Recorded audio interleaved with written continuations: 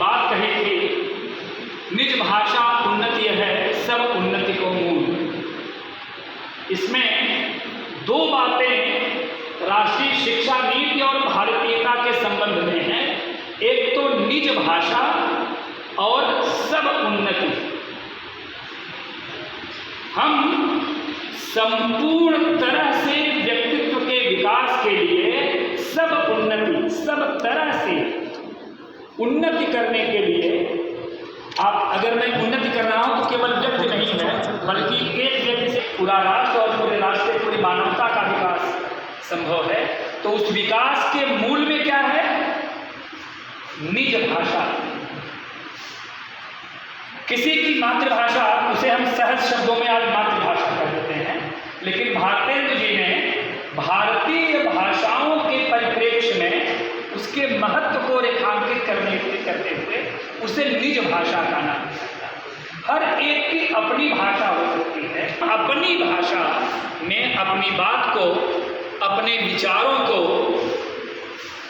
अपने सिद्धांतों को, अपनी नीतियों को देश के हित में, संपूर्ण मानवता के हित में लेकर कैसे चल सकते हैं, ये मुझे लगता है इसी सूत्र को पूरे विस्तार के साथ इस राष्ट्रीय शिक्षा नीति में लागू करने की बात की गई है। मैं कितने स्तर पर शिक्षा व्यवस्था की बात की गई उसकी बात कभी नहीं करूँगा, लेकिन हाँ, ये बात अवश्य है कि इसमें मातृभाषा के माध्यम से, स्व के विकास के माध्यम से, अपनी निजता के विकास के माध्यम से पूरे राष्ट्र के विकास की पंक्ति तैयार करना, उसका मंत्र तैयार करना, ये इसके मूल में है।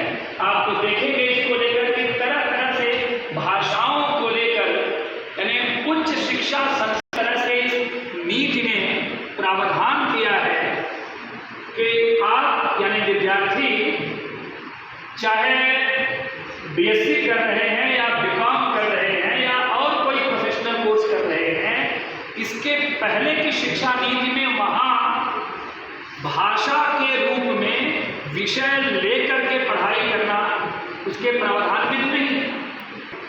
चाहे विद्यार्थी बीकॉम कर रहा है, चाहे बीएससी कर रहा है, चाहे वो इंजीनियरिंग कर रहा है, किसी भी संकाय के अंतर्गत अगर उच्च शिक्षा ग्रहण कर रहा है और वह चाहता है तो किसी भी एक भारतीय भाषा को अपने पाठ्यक्रम में स्वयं चुन सकता है। आप याद रखिए, ये बहुत ही सोची समझी नीति के तहत ये बात की गई है, वरना कि प्रोफेशनल्स तैयार करने के साथ साथ पहले की शिक्षा नीतियां भाषा पर ध्यान ही नहीं देती।